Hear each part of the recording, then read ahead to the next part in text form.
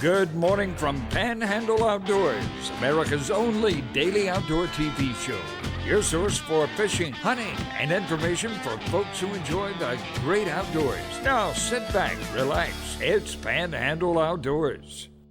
Good morning, folks. Welcome to Panhandle Outdoors. I'm Winston Chester. I'm glad you're here this morning. We have a great show lined up, a special guest here in the studio. But first, let's take a look at our weather brought to us by Gulf Coast Air Conditioning, Drew Pollard and hard-working crew up there in Southport. We're looking at another beautiful day. High of 74, low of 50. Take a look at our water temperature off the end of the pier. It's going to be teasing us a little while now. 62.4. You know, the last 3 days, 66, 61, 62. So it's going to be sort of teasing us as we get ready to hit that 66 and 67 degrees.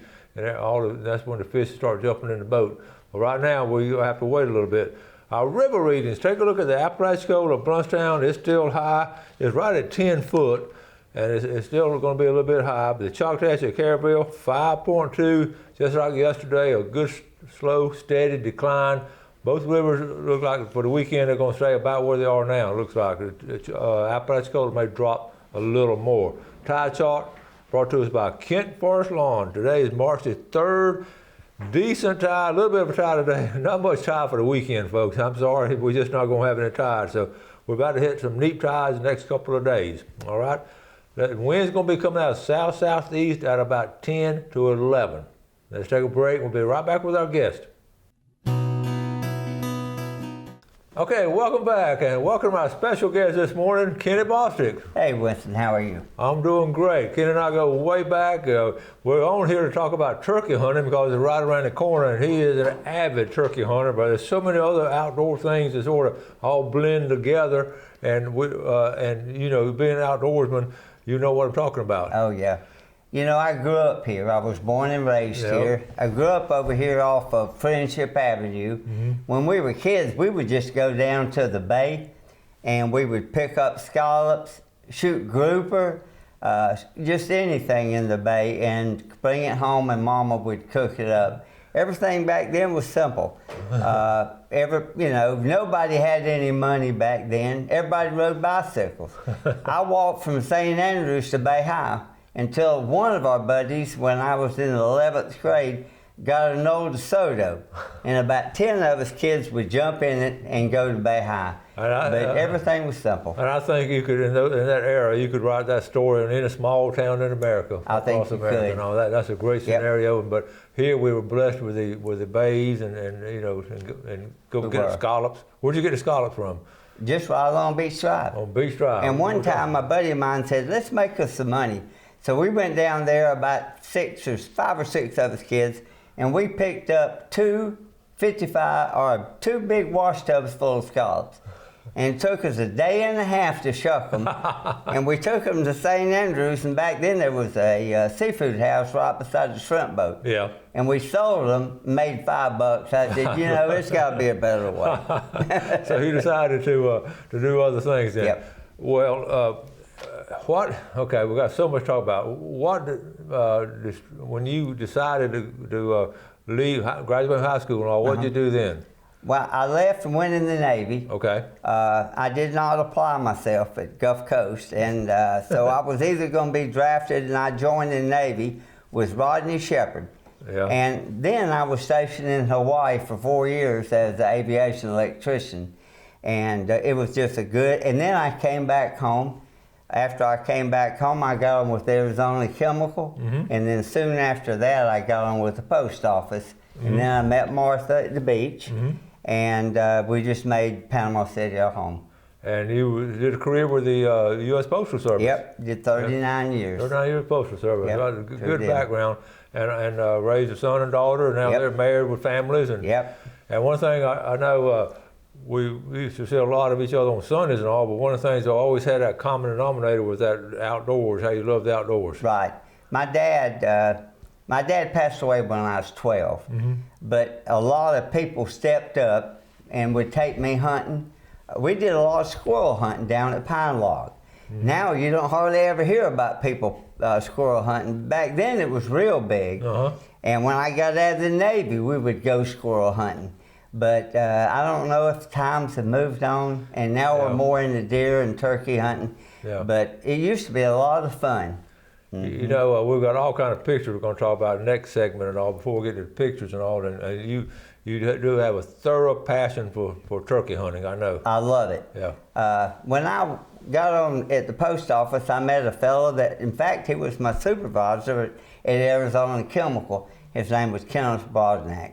And he was an older gentleman, and he would take me turkey hunting, and he loved it like I do, and I like deer hunting, but it's just nothing seeing that gobbler come in the spring right to you when you have that call that he thinks you're a hen, but it's really you. The challenge of doing that. It is unbelievable. And we have youth hunt open up next weekend, then regular hunt and all. Yep. But we're going to talk about you have ties to Missouri. Now tell us how that happened. Well, Martha, when I met Martha at the beach, she's from Illinois, and it's just right across the Mississippi from Missouri. And her cousin are farmers, and they have a farm across from where I ended up buying a piece of ground.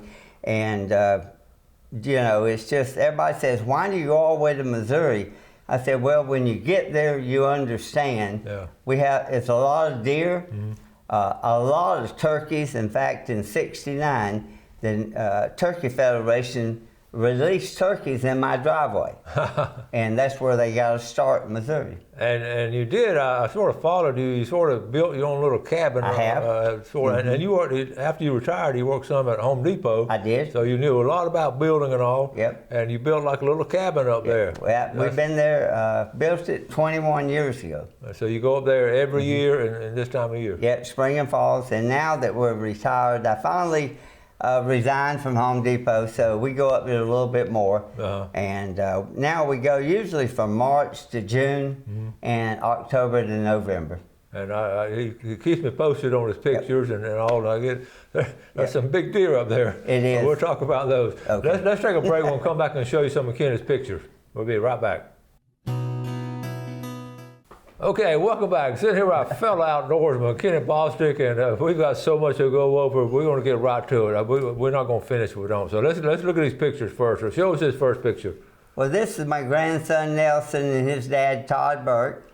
They live in Destin. His grandfather is Les Burke. Yeah, Les Burke. But Todd lives in Destin and Nelson, and they about once a year, they go on a charter and catch some big redfish. Now, he's an attorney over there in Destin. In Destin. All right. This is our grandson Blake. He lives in Orlando, our son's boy. And believe it or not, Orlando has a big soccer area. Or hockey. Hockey, right. Yeah, and he plays hockey. That's right. And then this, I always believe in taking kids out and do some practice. And this is when we shot the 243. And they were just doing real good. Yeah, that's good shooting. And then Nelson came up last year and shot an 8-point. And what was the cutest thing about that is the deer come out in front of us. And I said, Nelson, there's going to be bigger bucks. He said, Pawpaw, he's a giant. I said, you want to shoot him? Bam. Well, compared to Florida, yeah. He's a giant. And then this is a young man that came up to the farm this year, him and his dad, Burl Shealy. This is Lance. And they put me in a walk-in shower. And in return, they went on a hunt, and he shot a trophy of a lifetime. That's a good trade out. That is. This is it hanging in our shed. He field dressed about 190. Wow. And then my son Robbie came up 2 years ago. He shot this buck with a crossbow. And what was funny is he texted me and said, Dad, I think I missed him. But when dark got there, he could see the luminox where the bolt was. Yeah. He went out there and he saw he had hit the deer, and then we blood trailed it and went right to it. Here's the deer I shot last year with my crossbow. And here's another one I shot during gun season.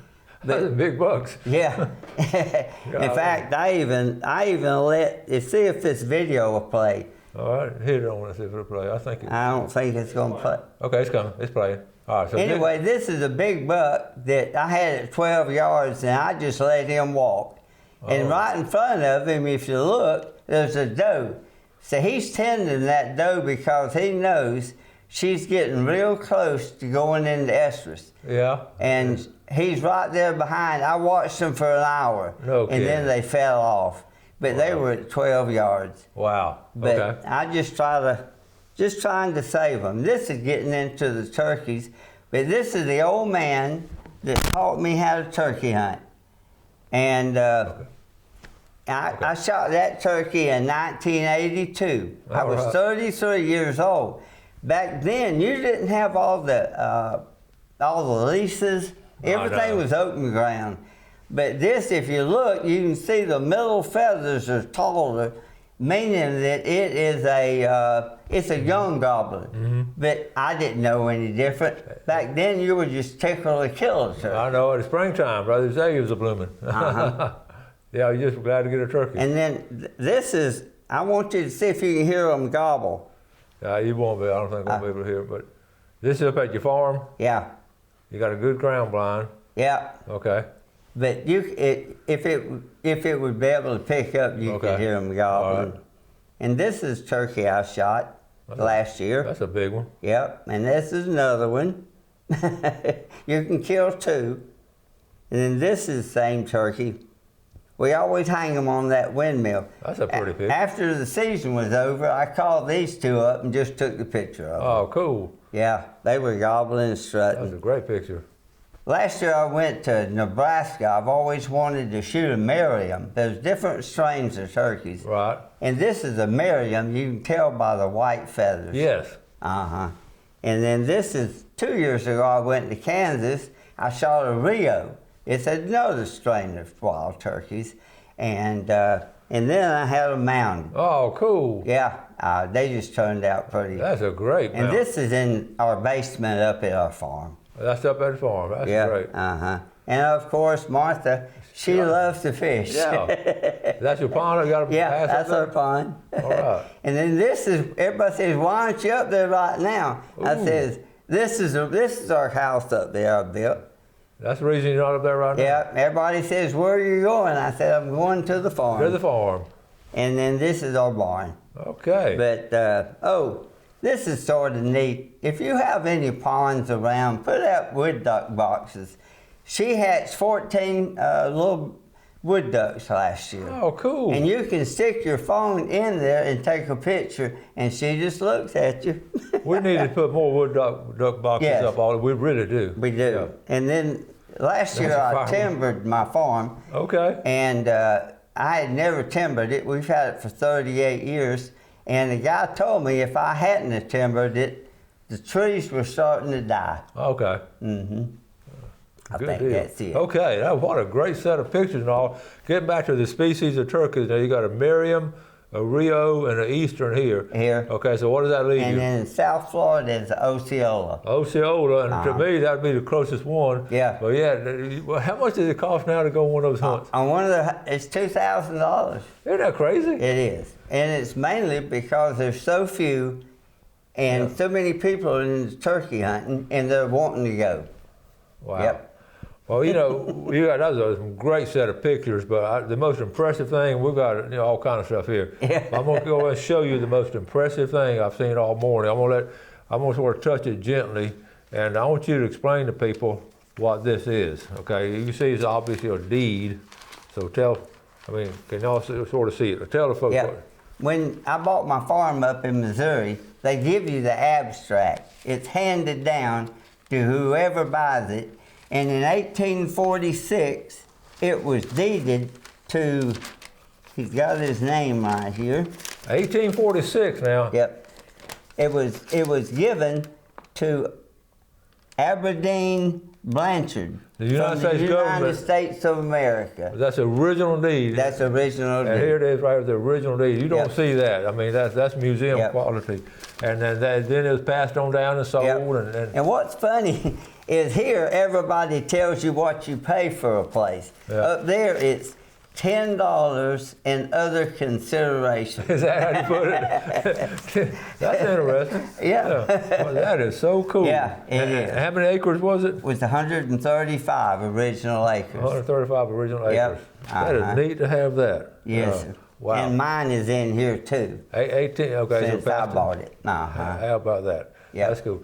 We're going to take our final break, and we're going to let Kenny share some of his turkey hunting secrets with us. So we'll be right back.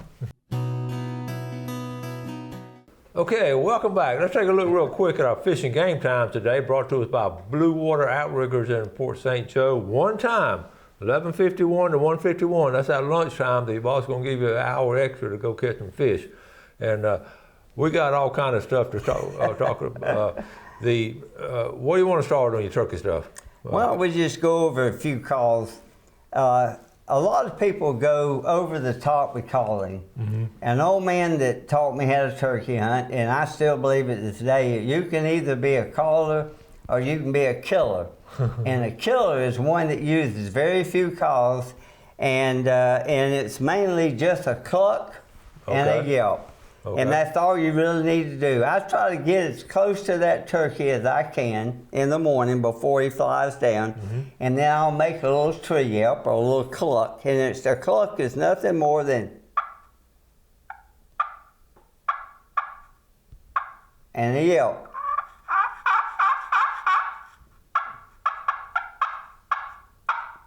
And in the spring is an excited time for a turkey, because that's when they're getting together to mate. Mm-hmm. Normally, a gobbler gobbles, and the hen goes to him, so when you're calling him to you, but a lot of times if he don't have a hen available, he'll come. Mm-hmm. And more than anything, number one in Florida is a thermocell. Yeah. If you don't have a thermocell and you move, he's going to see you move. Stan Kirkland says mankind's greatest invention was a thermocell. What is that there? I tell you what, I carry two of them with me. Yeah. But in Florida, you definitely need to have a thermocell. And more than anything, it's just patience. Yeah. And when I was learning how to turkey hunt, there was no leases. Everything was open ground. No pressure. Mm-hmm. Nobody was turkey hunting. Well, now if a turkey gobbles, you'll hear 5 trucks crank up. So the biggest thing is to be patient, very few calls, because that gobbler here, you're even lucky to hear one gobble, because they know by past experience, if they gobble, somebody comes to them and spooks them. So do very few calling, but just look for tracks and know where they're at. Yeah. But it's just a lot of fun. You can't explain it until you've been there. The enjoyment. I know it's a thrill. I've been with some guys really know what they're doing. What about now? These two calls here, all these calls here. This is an old call Mr. Brodnack's made me. It's handmade. Handmade. And it's made out of cedar, and it's still the same thing. And this is a box call that fella Billy White out of Alabama. Mm-hmm. Ronnie Groom one year had a bunch of people from different places that came down and sold calls. Mm-hmm. And this is Billy White came down. What's nice about a box call, it will carry further if it's windy. Yes. But when you yelp and he gobbles, and you can tell, when he gobbles, just set the call down, because he's going to come or not. Yeah. But if you call too much, you'll booger them up and they'll move on. Yeah. Today they got so many new shots out. This is some brand new. It's called TSS. Okay. It's made out of tungsten, and believe it or not, out of tungsten. And I used to shoot a 12 gauge, but I got my grandson a 20. Mm-hmm. And it is so effective, I don't even shoot that 12 anymore. I'll shoot a 20 gauge. But these TSS shots, believe it or not, are number 9s. Really? But they'll carry out to about 60 or 70 yards and have a great pattern. That's what everybody's going to. The only bad thing, they're about $12 a shot. Yeah. So you want to use them sparingly. Well, made out of tungsten, I can see that. Yeah. Well, what a great collection of stuff. You got your little bag to carry everything in. This is all I carry. Yeah. People carry backpacks and all kinds of stuff. Well, that's cool.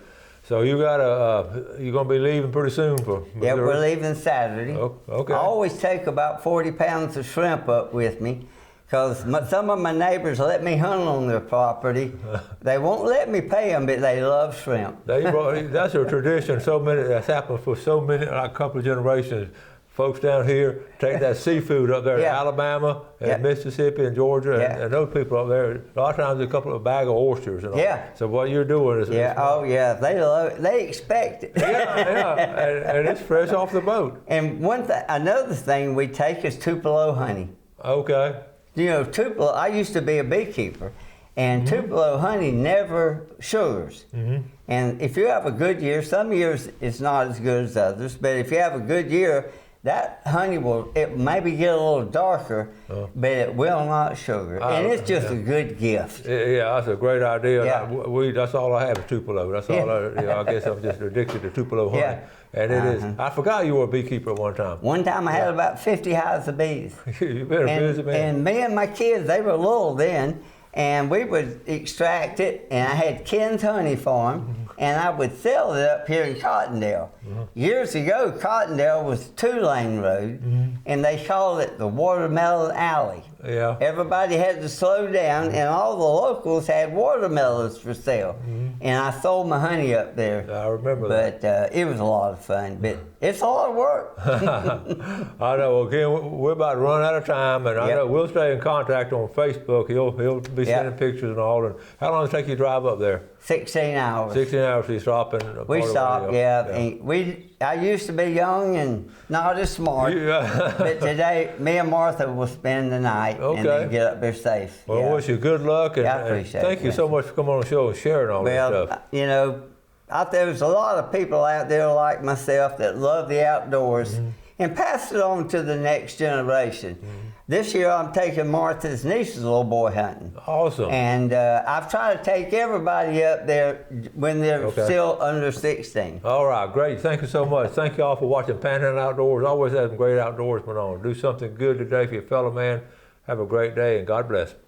Thanks for watching America's only daily outdoor TV show, Panhandle Outdoors with Winston Chester, featuring hunting, fishing, and other activities and information to help you enjoy the great outdoors. Join us next time for Panhandle Outdoors.